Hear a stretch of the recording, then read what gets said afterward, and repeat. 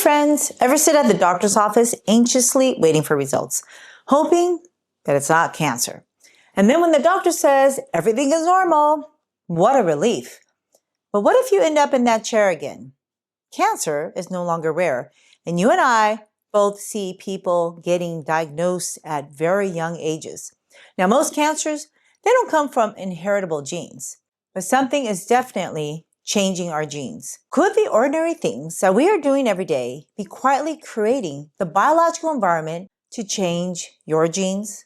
So today we're going to look over the evidence for the most common things in our environment increasing your risk of cancer that you can avoid. Now, the good news is once you learn them, you'll know how to avoid them. And then we're going to go over the most powerful cancer-fighting things you can do to reduce your risks today, which is even more important to know because the reality is we've already been exposed to carcinogens and your body, it has to get the right equipment to repair ASAP.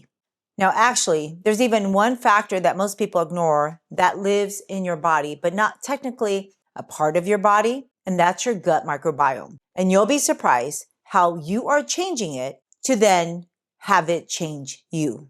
My name is Dr. Lou, and I've been a physician for almost 30 years. And the point of this video is not to scare you, it's to empower you. Because cancer is not just about bad luck or bad genes. Your immune system, which includes your gut microbiome, and cancer, they're intricately related. And once you understand that connection, the more you can change your lifestyle in ways to protect your microbiome and your body, well, hopefully you'll never end up needing to see someone like me for something that could have been prevented. So let's start with mycotoxins. You know what they are? Myco means fungus or mushrooms. So mycotoxins are toxins made by mushrooms. And these are not the mushrooms that you see in your grass or that you're eating, but they're related. Do you know where they're commonly found? In grains. Baked goods, cereals, flours. This means your croissant, your bread, your cereals, your pastries, your sandwiches, your crackers, your cookies, your rice all have mycotoxins. And this is why it's important not to eat grains all day long, the same grain for every single meal and every single snack.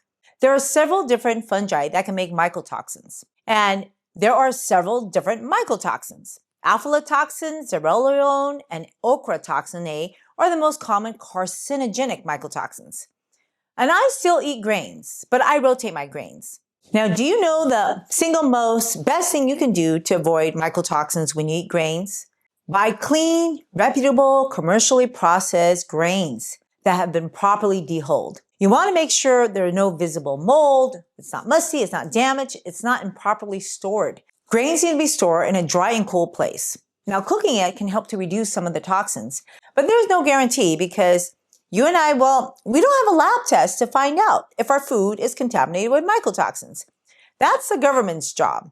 But there are 15,000 new ultra-processed foods on the shelf every year. And as it is, most governments are broke and paying more taxes doesn't guarantee they'll spend it on our food safety.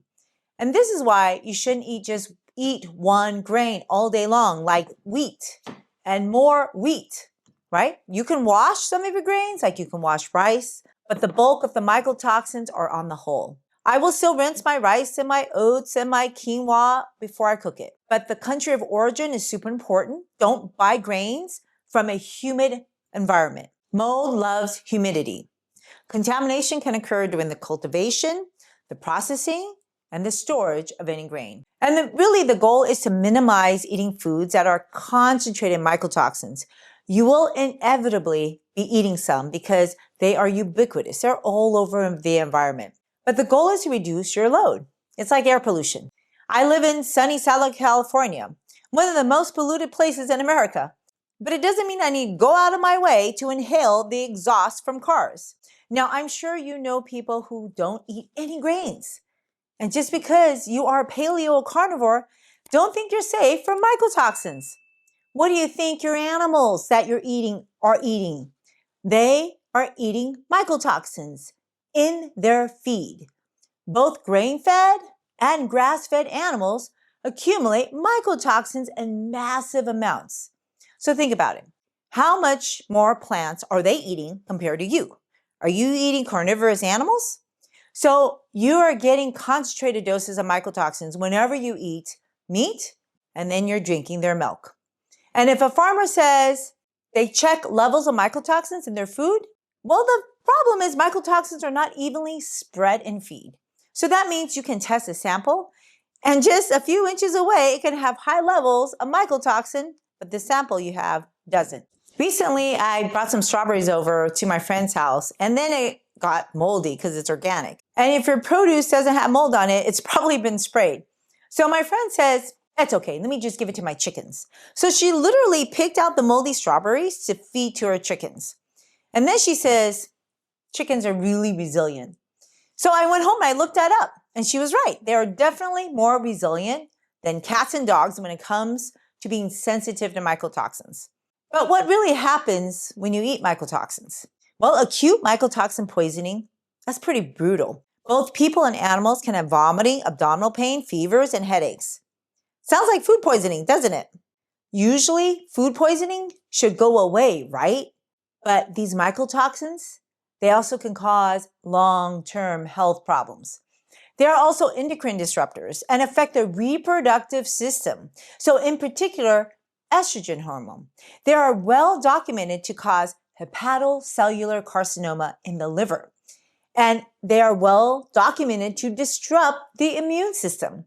So imagine a person who already has liver damage, let's say from hepatitis B or fatty liver, and then they accumulate mycotoxins from eating contaminated grains all day long. So over time, that could tip your liver over into cancer. So you know the popular hygiene hypothesis about building your immunity to getting dirty and playing with dirt to reduce allergies and autoimmune issues. Well, this is why I don't subscribe to it. Fungi may sound foreign to you, but that's my world. And I've actually seen how bad fungi can affect real people. And oftentimes it doesn't work out. Now, many don't live long enough to even get mycotoxin cancers. And that's why you shouldn't let your guard down just because you didn't kick the bucket from a spoonful of cereal. I find it very disturbing that we are finding mycoestrogens in 84% of human placentas, 95% of expecting mom's urine. This means that fetuses are exposed before they're even eating solid food. Now, if you don't want to be exposed to mycotoxins, then it's really important that you minimize ready-to-eat foods. Your shelf-stable starchy foods, your crackers, your breads, your cereals, well, rotate your brands. Making your own isn't much better if you're starting with refined flour. But if you must eat flour, here are some tips to reduce mycotoxins. Number one, don't buy flour trapped in plastic. Plastic packages have more mycotoxins. Number two, the fact that your packaging is secure and heavy, well, that traps in more mycotoxins. And I know you love organic. That's because they aren't supposed to spray with fungicides. And as a result, there's going to be more mycotoxins. There are so many theories of why ultra-processed foods, the majority of which are made from flours that people are eating, are increasing their risk of cancer. And so many people aren't sure why. Let me tell you the reasons. Number one, let's start with the unintended additives like mycotoxins. But honestly, what's even worse are the intended additives like sugar. Ultra-processed foods are delicious because they oftentimes have added sugar, which is a well-known food additive to increase cancer growth. Fun fact, when you eat starch, which is basically flour, did you know that your body converts that into pure sugar? It's called glucose. That's why the glycemic index of starchy foods like these things, as well as white rice, is usually pretty high. And when you eat table sugar, it breaks down into glucose and fructose. Glucose directly feeds cancer, and fructose, well, that indirectly feeds cancer when it gets converted into lipids. In fact, all excess calories from carbohydrates get converted into fats. I know what you're thinking. You're avoiding fruit, so you're okay. Well, it doesn't work like that. Before you go blaming fruit, something you're probably not eating, just because it has fructose, let's take a step back and think about it. I'm willing to bet less than 50% of Americans even eat the recommended amount of fruit and vegetables, which isn't a high bar. I recently attended a dinner party, and someone said to me, She doesn't eat oranges because it has too much sugar. She had prediabetes. And guess what I said to her? It's been shown that people who eat more whole fruit, they have less diabetes. And diabetics who eat more fruit have better control of their blood sugars. And on top of that, eating whole, fresh fruit is actually protective from cancer. Now, how can this be when fruit is full of fructose? Do you know what this is made out of? This is mostly water weight. But most importantly, it comes with a protective structure called fiber that keeps this shape. And that fiber, it traps the sugars in the fruit so that you slowly release these energy molecules. And this is really important because those energy molecules, they spike hormones like insulin, which can grow cancer. Now, this doesn't happen when you're drinking fruit juice or when you're drinking things like soda or blended coffee beverages. So when you take a look at an orange, all of this is fiber, this outside. These have essential oils that are protective for your environment and your metabolism. And inside is a fibrous structure, right? So when you eat an orange, literally, you can eat this whole thing, right? Nobody says you have to throw away the fiber-rich part of the orange. It's delicious. The more fiber you eat when you eat oranges or any kind of fruit, the more protective you are from its sugars. Stop baking with sugar. Baking a cake with sugar, it's not much better than buying a pre-made cake with sugar. And by the way, if you find value in my videos, please share it and make sure you like and subscribe. And if you are already subscribed, thank you so much for joining me to change our world. Yesterday, I was in charge of buying a birthday cake, actually 2 of them, for my mother-in-law and my brother-in-law. My mother-in-law's birthday was yesterday, and her first son's birthday was the same day. So I was in charge of buying 2 pieces of cake, but instead I baked her a cake, actually a pie. She's 93 years old for a reason. That's because she never eats cake. In fact, I've known her for probably now about 4 decades. And she's always been a vegetarian, and she eats a ton of fruit. I mean, a ton of fruit. The amount of fruit I eat pales in comparison to the amount of fruit she eats. And when I used to live with her, people would come with like gallons and gallons of fruits like guavas and pomegranates and oranges and papaya. And she would be so happy to squat to prepare them.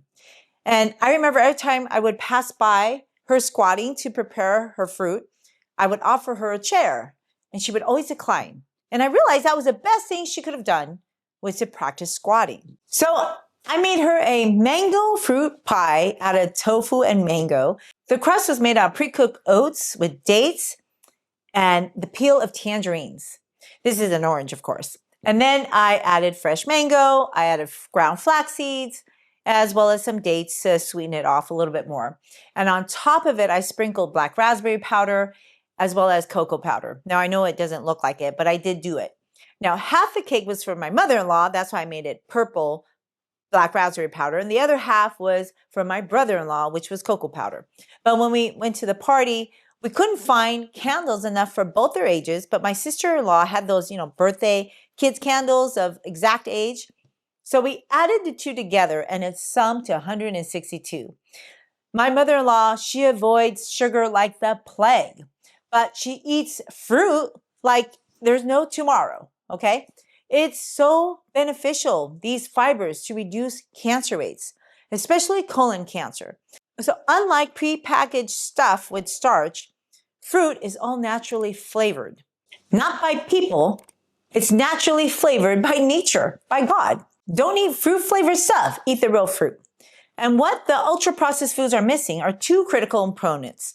The original food structure, you can never put an orange back once you cut it open, right? That protects your digestive tract. That protects your metabolism from absorbing these nutrients too quickly.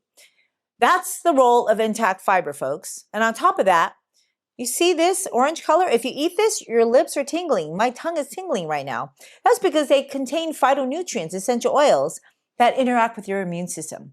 So every time you eat highly refined ingredients, that actually just trains your gut. This stuff trains your gut to breed certain amount of germs that negatively talk to your immune system. And people who frequently eat these ultra-processed foods, their gut microbiome becomes more efficient at helping them digest this to pure sugar. This spikes hormones like insulin and insulin-like growth factor, and guess what? They both increase cancer growth. However, the story just doesn't end there. So when you eat the standard American diet, pick your version. You're reducing your gut diversity. You're reducing your microbiome. And you're introducing pathogenic bacteria that could potentially be making carcinogenic toxins. And this shift can happen with one meal. And guess what? You can shift it in your favor with the next meal. But these shifts, they don't last unless you keep eating longevity meals. Hi, friends. I am so thrilled that you want to take charge of your health and take charge of your food. Now, I know nutrition can be complex, but it doesn't have to be. And I'm here to support you in this lifelong journey. So if you point your camera app to this QR code, it'll take you to a link for a free handout that I created just for you. And if you like it, if you want to see other handouts, please go to the link in my show notes, and then you can leave me your feedback on what I could do to help you in your journey. Okay, back to the video now. So keep in mind your microbiome is dynamic, and they're not all friendly. Ever hear of traveler's diarrhea or Montezuma's revenge? That's a sudden and severe diarrhea, cramps, nausea, vomiting from drinking and eating contaminated food and water. Kind of like mycotoxin poisoning, right? They can be caused also by bacteria and viruses. What if Montezuma's revenge is the start of colon cancer? Ever hear of E. coli? It's so normal. It's a part of a healthy human microbiome. Except when you pick up a toxigenic strain of E. coli that potentially can make carcinogens to increase your risk of colon cancer. Montezuma's revenge can be caused by E. coli, which, if it makes toxins, can suppress your immunity to allow cancer to metastasize. And did you know that the largest reservoir for E. coli in the human food supply? You know where that's from? Animal meat. That includes cattle, chicken, pork. So if you eat these foods, just know that you're increasing your risk of getting colon cancer, because you may pick up bacteria like E. coli that produces toxins to suppress your immune system to allow cancer to grow and spread. I'm not trying to fearmonger you folks. This is just reality. And I'm trying to give you a dose of reality. The reality is germ warfare, which is so conveniently forgotten, was the reason why people didn't live past the 30s, right? Our ancient ancestors couldn't get over 30 because they got sick with infections. But you and I can prevent E. coli. How do we do that? By stopping the contamination that starts in the supermarket. In fact, if you buy meat, you don't even have to eat it to get contaminated with the wrong microbes. You just need to cross-contaminate things. Ever handle packages of raw meat or eggs and then touch other stuff in your supermarket cart? That's one way to contaminate all of your shopping cart items. Have you ever packaged your raw meat on top of fresh produce or ready-to-eat prepackaged foods in your grocery bag just because you think there's a bag to separate it? Yep, that's another way to get contaminated. Once my son went on a camping trip and the parents were packing the coolers. Well, one of the parents, he put a package of raw bacon right on top of the ice that was keeping the kids' milks cold. Yeah, that didn't settle with me well. Animal products contain some of the most sickening pathogens, not just for Montezuma's revenge. And if that's not bad enough, it could give you a multi-drug resistant bacteria that can do devastating damage to other parts of your body. Multi-drug resistant E. coli, I've treated thousands of patients with it. My mom had multi-drug resistant E. coli sepsis, and that got her dementia to bottom out. Fortunately, that's just the tip of the iceberg. As a society, we've been horrible at being stewards of our antimicrobials. And physicians like me, we're struggling to find antimicrobial agents to save lives. Basically, our antibiotics, antifungals are not working because they're getting drug resistance. And if you survive these microbes, could that be a reason why you got cancer? That's why that trend of drinking raw milk is just a terrible idea. Now, if you're buying raw milk hoping it's better for immunity, think again. That stuff is toxic. I wouldn't touch raw milk with a 10-foot pole because you eventually will get Montezuma's revenge. It's not going to look like a walk in the park, folks. These germs, they cause devastating infectious diseases. I would rather chew on cardboard than drink raw milk. And another dangerous idea is to wash your raw meat or chicken in the kitchen sink. I used to watch my mom do that. And even as a kid, I would think, there's just something wrong with that image. Well, it turns out if you do that, your kitchen sink is dirtier than your toilet. That's because most people clean their toilets far more often than they clean their kitchen sink. And if you've ever washed dishes and noticed that the water is splattering all over the place on the countertop, the blinds, the cupboard, well, what do you think it's doing when you're washing raw meat? It's doing the same thing, splashing everywhere. It's not staying in your kitchen sink, folks. And you may be one of those people who can't believe that chicken has E. coli. Well, you learn something new every day. What can I say? And please, when you share this fun fact, be sure to tell your friends. That may be the reason why they keep getting repetitive urinary tract infections. So a very practical, safe way to stop getting urinary tract infections is to stop bringing home the source of those pathogens, which is raw chicken. Any form of raw chicken. In fact, some of the worst chicken offenders are kosher and organic chicken. It's been clearly shown that if you eat chicken, you are picking up their E. coli strains and increasing your risk of getting drug-resistant urinary tract infections. So be super careful when you handle any raw animal products. If you need to wash your animal products, go outside. Don't put that water in your vegetable garden, okay? Make sure you rinse your hands with soap and water before you touch any surfaces or knobs. And use a tray in which you can sterilize on the stovetop by turning on the heat or putting it directly in the oven. And your chopping board, it shouldn't be chopping raw meat if you're chopping fresh produce. Separate your cutting board as well as your sponge. And don't forget to sterilize your sponge. You can do that for 1 to 2 minutes in the microwave, or you can soak it in dilute bleach, or you can spend 5 minutes boiling it. And if you make food for your kids, please listen carefully. We now believe that the exposure to carcinogenic compounds is probably happening in childhood and maybe within the first 10 years of life. Colon cancer happens over decades, and the fact that such young people are getting it under 55, in which the cases have doubled, is a huge problem for our children. What are we feeding our children, folks, that they're getting colon cancer? Now, the recommended age to screen for colon cancer is 45 now. But it doesn't work if you're younger than that, right? And the diagnosis of colon cancer, by the time these young people are diagnosed, it's already too late. It's already aggressive. That's right. Screening is just not an effective tool to prevent cancer. You got to go to the source, folks. But if you're older, it's important to get that colonoscopy if you're at least 45.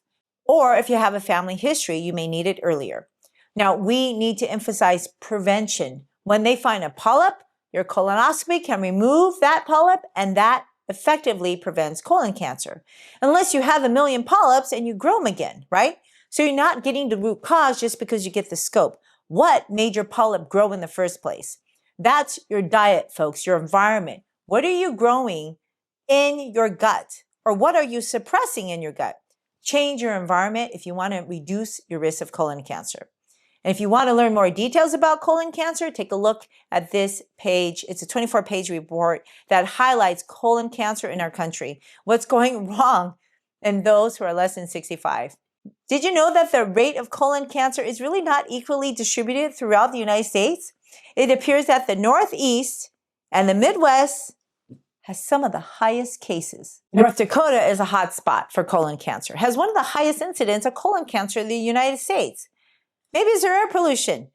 Honestly, I don't think so. I think I live in a more polluted area because the Southwest has some of the worst air pollution rates in the country.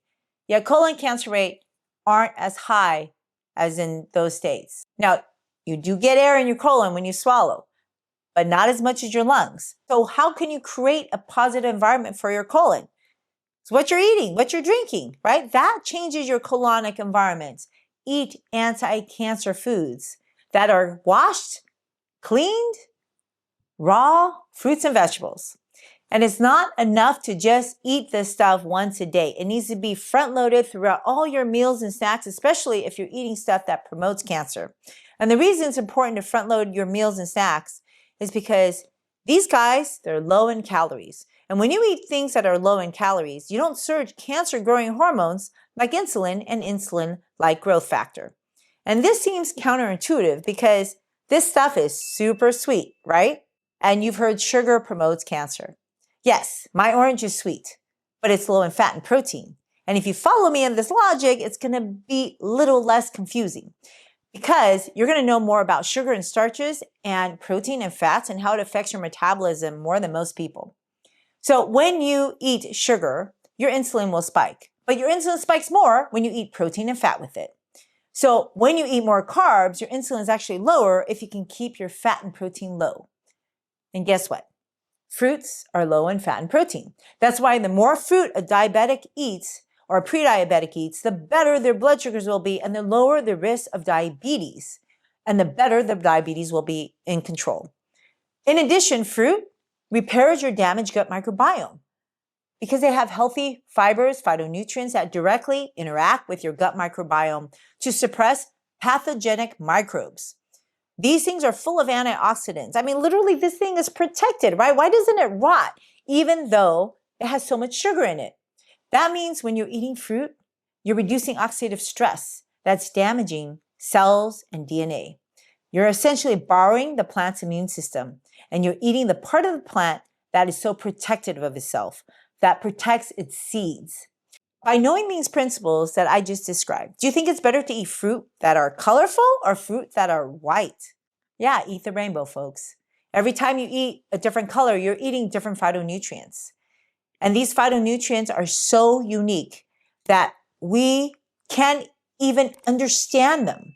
But we know that they're training your immune system whenever you eat them to empower them to fight cancer. And if you want to learn more about that, watch the next video.